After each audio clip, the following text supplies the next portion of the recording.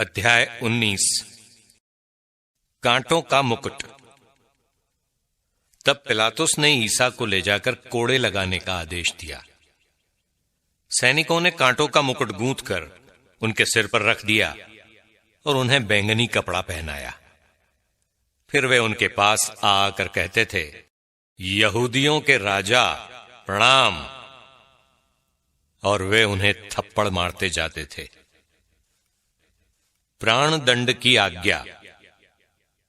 पिलातुस ने फिर बाहर जाकर लोगों से कहा, देखो, मैं उसे तुम लोगों के सामने बाहर ले आता हूं, जिससे तुम ये जान लो कि मैं उसमें कोई दोष नहीं पाता। तब ईसा कांटों का मुकुट और बैंगनी कपड़ा पहने बाहर आए। पिलातुस ने लोगों से कहा, यही है वो मनुष्य। महायाजक और प्यादे उन्हें देखते ही चिल्ला उठे, इसे क्रूस दीजिए, इसे क्रूस दीजिए। पिलातुस ने उनसे कहा, इसे तुम ही ले जाओ और क्रूस पर चढ़ाओ, मैं तो इसमें कोई दोष नहीं पाता। यहूदियों ने उत्तर दिया, हमारी एक संहिता है और उस संहिता के अनुसार ये प्राण दंड के योग्य है, क्योंकि इसने ईश्वर का पुत्र होने का दावा किया है। पिलातुस ये सुनकर और भी डर गया। उसने फिर भवन के अंदर जाकर ईसा से पूछा, तुम कहां के हो? किंतु ईसा ने उसे उत्तर नहीं दिया। इस पर पिलातुस ने उनसे कहा, तुम मुझसे क्यों नहीं बोलते? क्या तुम ये नहीं जानते कि मुझे तुमको रिहा करने का भी अधिकार है और तुमको क्रूस पर चढ़वाने का भी? ईसा ने उत्तर दिया, यदि आपको ऊपर से अधिकार न दिया गया होता तो आपका मुझ पर कोई अधिकार नहीं होता। इसलिए जिसने मुझे आपके हवाले किया वो अधिक दोषी है। इसके बाद पिलातुस ईसा को मुक्त करने का उपाय ढूंढता रहा, परंतु यहूदी ये कहते हुए चिल्लाते रहे, यदि आप इसे रिहा करते हैं तो आप कैसर के हितैषी नहीं हैं। जो अपने को राजा कहता है वो कैसर का विरोध करता है। ये सुनकर पिलातुस ने ईसा को बाहर ले आने का आदेश दिया।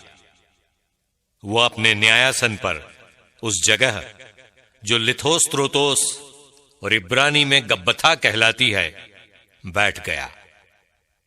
पास्का की तैयारी का दिन था। लगभग दोपहर का समय था। पिलातुस ने यहूदियों से कहा, यही है तुम्हारा राजा।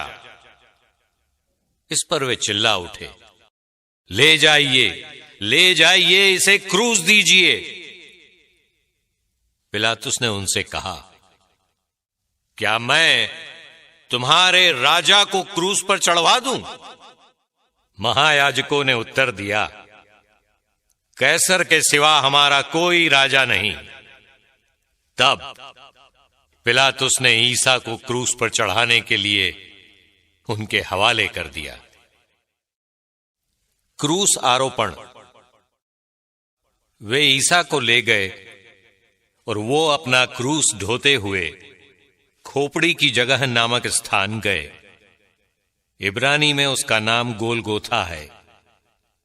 वहां उन्होंने ईसा को और उनके साथ और 2 व्यक्तियों को क्रूस पर चढ़ाया, एक को इस ओर, दूसरे को उस ओर, और बीच में ईसा को।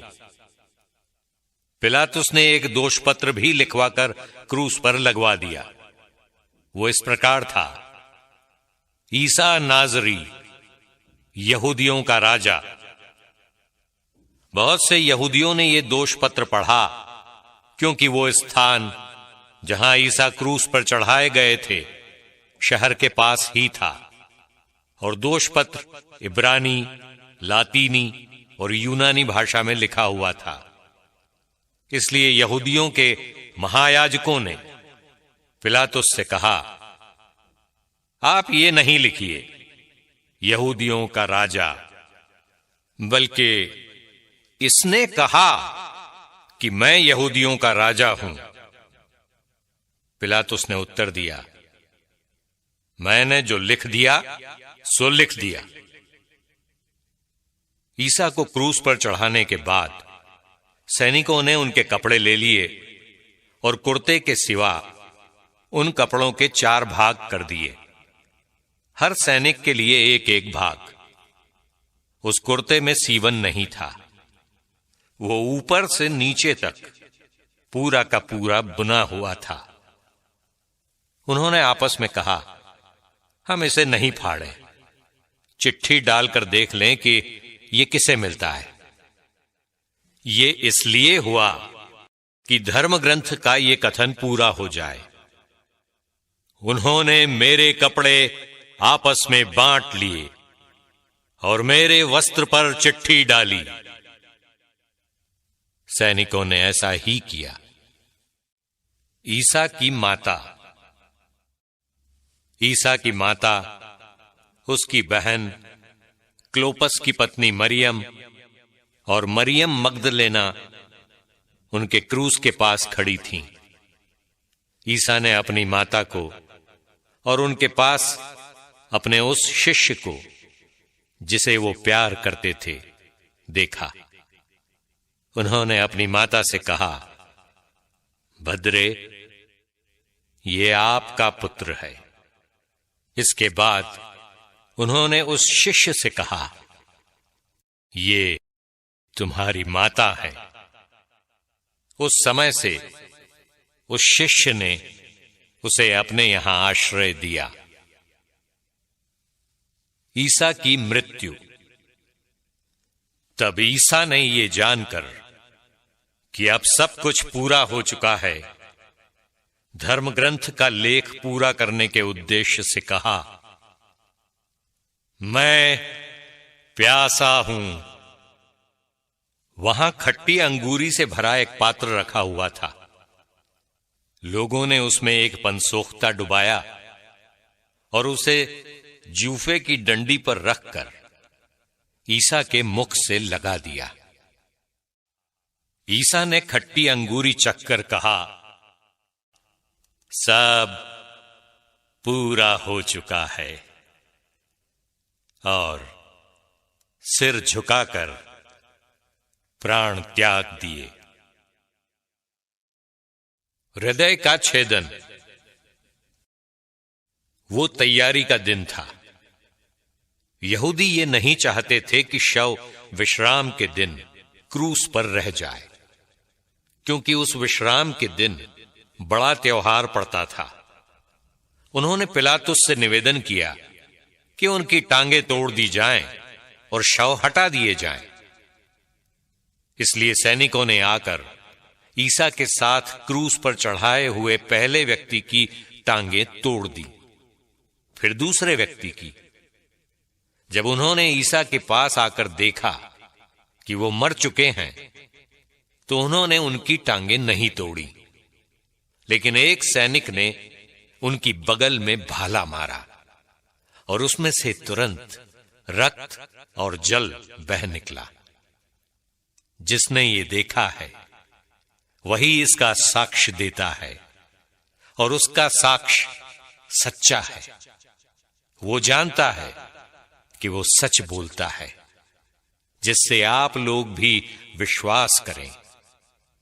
ये इसलिए हुआ कि धर्म ग्रंथ का ये कथन पूरा हो जाए, उसकी एक भी हड्डी नहीं तोड़ी जाएगी। फिर धर्म ग्रंथ का एक दूसरा कथन इस प्रकार है, उन्होंने जिसे छेदा वे उसी की ओर देखेंगे। ईसा का दफन। इसके बाद अरिमथिया के यूसुफ ने, जो यहूदियों के भय के कारण ईसा का गुप्त शिष्य था, पिलातुस से ईसा का शव ले जाने की अनुमति मांगी। पिलातुस ने अनुमति दे दी। इसलिए यूसुफ आकर ईसा का शव ले गया। निकोदेमुस भी पहुंचा, जो पहले रात को ईसा से मिलने आया था। वो लगभग 50 सेर का गंधरस और अगरू का सम्मिश्रण लाया। उन्होंने ईसा का शव लिया और यहूदियों की दफन की प्रथा के अनुसार उसे सुगंधित द्रव्यों के साथ छालटी की पट्टियों में लपेटा। जहां ईसा क्रूस पर चढ़ाए गए थे, वहां एक बारी थी और उस बारी में एक नई कब्र, जिसमें अब तक कोई नहीं रखा गया था। उन्होंने ईसा को वहीं रख दिया, क्योंकि वो यहूदियों के लिए तैयारी का दिन था और वो कब्र निकट ही थी।